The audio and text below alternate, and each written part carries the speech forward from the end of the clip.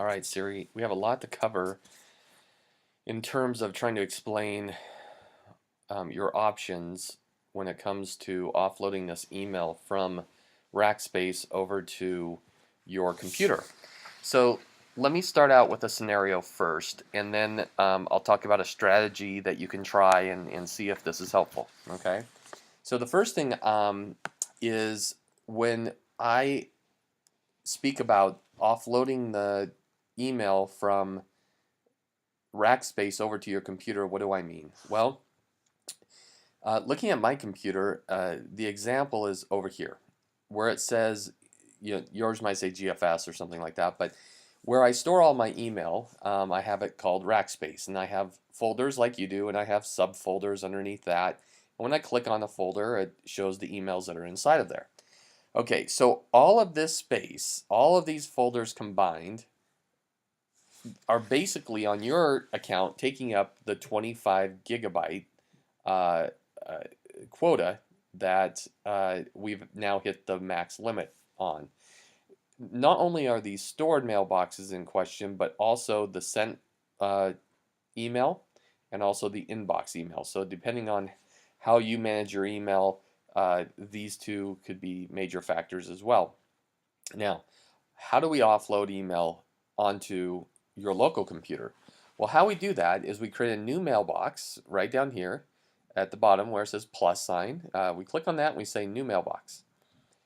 And we have a choice of saying where do we want to save this new mailbox? Either location, yours might say GFS, or if we click on this and have a choice, we can say on my Mac. And the on my Mac means we're not saving it to the server, but we're saving it to the local computer. So with it on my Mac, I'm going to create a sample here. I'm going to call it ACN. Now, just for this example where it says ACN, I'm just naming it the same as that folder there. So I'm going to hit OK. Now, where did it go? Well, it created for me a little area called On My Mac, and it had a folder inside of that.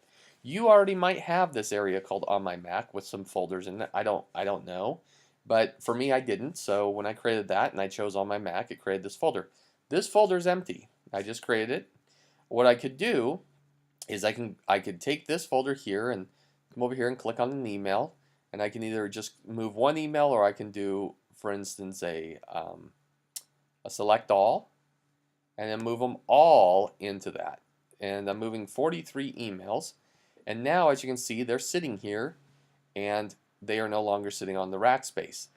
Now, I don't know how much space that just saved me, but it saved me something because I've moved them from IMAP over to on my Mac.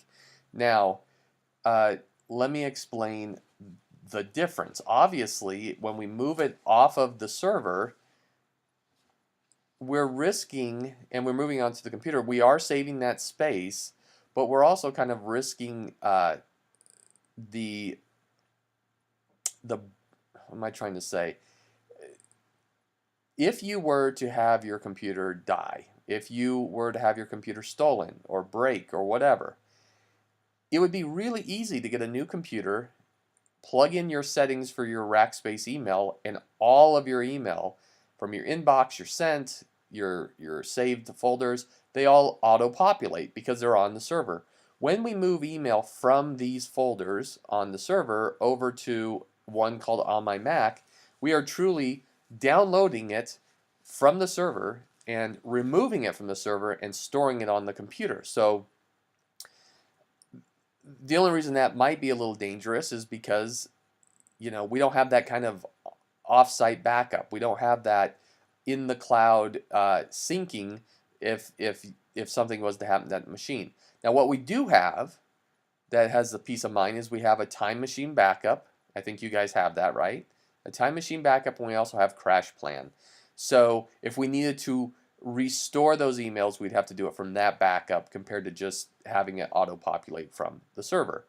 Okay, so with that out of the way, with that explanation, I'm going to show you a strategy of how I would try to save space if I was running into this issue. So we just created a folder called ACN as our example on my Mac, but you also on your computer have this area called Smart Mailboxes. And I don't know if you use these, but I use them quite a bit.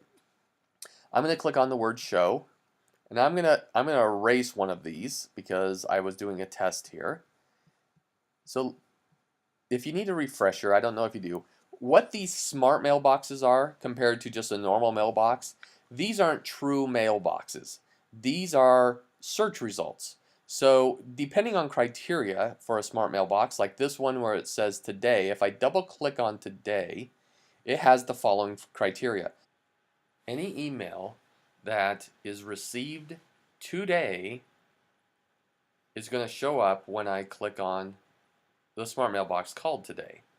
So tomorrow at midnight 01, this most likely will be empty because it's not a full mailbox, just a search result. Another example would be where I have one called invoices sent. This criteria is basically saying if the subject contains the word invoice, have it show up in here. So if I was to send you an email with the word invoice as the subject, inside of the subject, it would instantly appear in here because it's the search result for that criteria. Okay, you got what a smart mailbox is. All right. What we're going to do is we're going to create a brand new smart mailbox. And how we're going to do that is up here in the top right corner where it says the word search. We're going to click on that. We're going to type in the word attachment.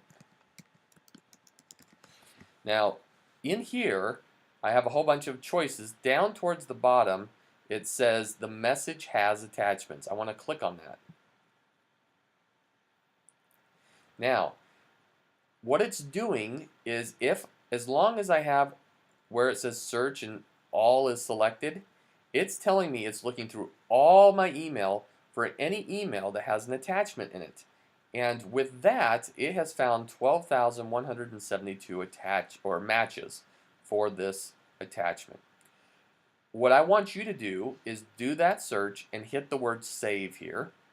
And it's going to come up and it's going to say the smart box name, and we're going to change it from any to has large or has attachments.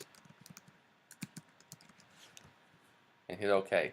Now, what it's going to do, it's going to create a smart mailbox in here. Here, it created this one for me. It says it has attachments. And all this is doing is saying, I'll give you a search result showing you every email that has an attachment. And the reason why we're doing this is I think the reason why you're fulfilling the 25 gig quota is because you have a lot of emails that have large attachments. So what we're going to do is we're going to try to pinpoint those and really take the largest bytes that we need to take in terms of offloading this email. So once we have this showing up here where you have these column headers from subject, date received, mailbox, you might not have this area called size. So what I want you to do is I want you to click on mailbox, and then if you have a 2-button mouse, I want you to click on the right mouse button. If you don't, you can hold down Control and then click. But what you want to have happen is you want this contextual menu to appear, and you want to have a check box next to the word size. So if yours looks like this, you'll go down to size and check it, and then size will show up as a column header. From here, I want you to sort all this email by size. So if we click on that, it's going to show it by size. Now, one more column header that you might want to pay attention to is the one called Mailbox. So if this doesn't show up in there, which it should, but if it doesn't, you want to add that by making sure that this has a checkbox next to it.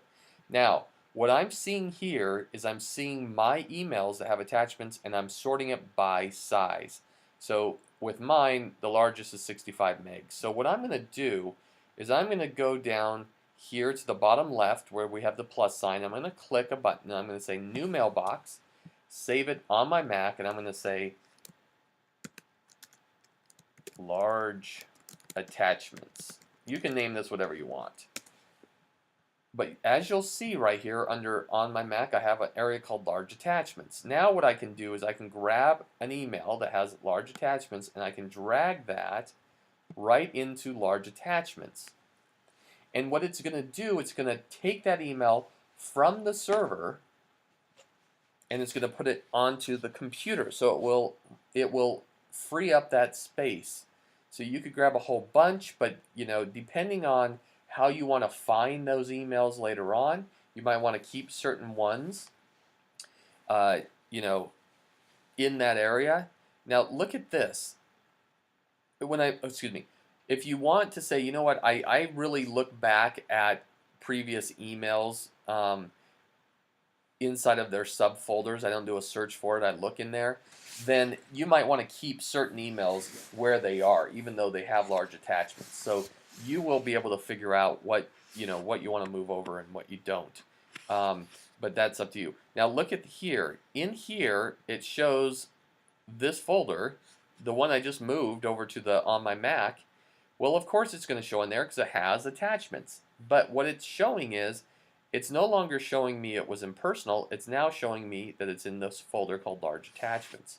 So the smart mailbox called has attachments is working. It's just showing me that this email is no longer in personal on Rackspace, but instead it's on large attachments, which is the folder I created. One final thing. I'm going to kind of close this window out here, hide it. The other thing that you might do, and it's up to you, is, and you can experiment with this, is if you say, you know what, I have a certain folder. Let's say this one for me is charity here. You can either create the folder on my Mac called charity and drag those over, or I think I can just grab the folder and drag it on top of the words on my Mac, and it will truly move it up there. Now I don't know if it's going to disappear down here or if it made a copy. It looks like it made a copy, so that idea didn't really work. But if you wanted to do it that way, I guess you could confirm that it's there and then come down here and say delete the mailbox. So that's one more way of possibly doing it. So I hope this was helpful. Feel free to give me a call if that helps. All right? Thanks.